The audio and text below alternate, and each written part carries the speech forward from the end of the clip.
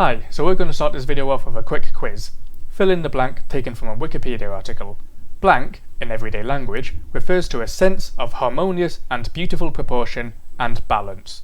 If you answered aesthetics, then congratulations, you can read the title of this video. But you're also incorrect. Aesthetics competes with flow for being the most subjective matter in mapping. There are countless ways to make objects in a field look good or bad, especially with respect to the music, so it's impossible for me to tell you how to make the perfect looking map. Instead, I'll just talk about some common methods used in modern mapping and explain why they work. As I said in the previous video, aesthetics is a visual response. This basically means that polished and sensual aesthetics results in a positive response from the player. Remember that different aesthetic styles will be appropriate for different songs. So the answer to the quiz earlier was symmetry, which is also in the title of the video, so maybe you did get it right after all. Anyway, symmetry is the most common way of arranging objects to look nice. Scrolling down the Wikipedia page, we learn there are multiple types of symmetry. We are only interested in reflectional, rotational, and translational symmetry. And I guess glide reflection too. Reflectional symmetry is pretty simple. You should remember what this is from your math classes, but, just in case, you draw a line of reflection through a group of objects, and if it looks the same when you reflect it along this line, then it has reflectional symmetry. This is pretty basic, but it's still used a lot, even today. Note that the line of reflection can be orientated in any direction, and can be as long or as short as it needs to be. Rotational symmetry means that it can be rotated about an angle less than 360 degrees and still look the same. This mostly applies to geometric shapes, but can still be present in more complex arrangements. Translational symmetry just means that the objects are exactly the same on a field, just moved somewhere else. It's just copy-pasting. Pretty simple, right? If you open up almost any ranked map in the editor, it's pretty easy to find plenty of examples of all of these types of symmetry. Some patterns even combine these types of symmetry.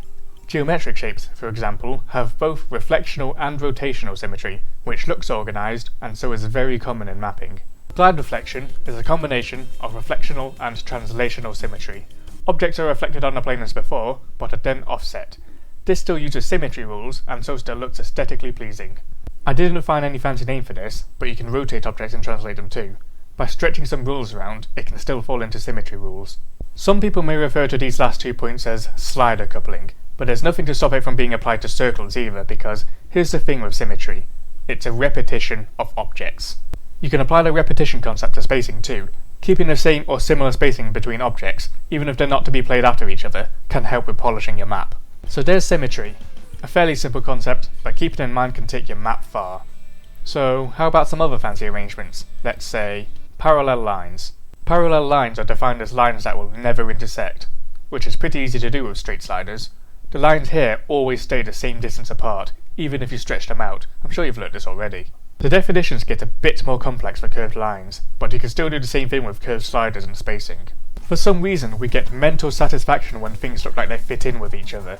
And this gives rise to our favourite pattern in the whole world, blankets. Blankets are when sliders kind of wrap around other objects at a constant distance from it, usually over circles, but some people apply the term to more than just circles too. If you draw the tangent of both curves at some point from the centre, you'll find that the tangents are parallel to each other. So parallel lines. Something seems familiar here. Isn't parallel just a special case of symmetry? Well, for this pattern, both sliders have parallel lines with respect to each other.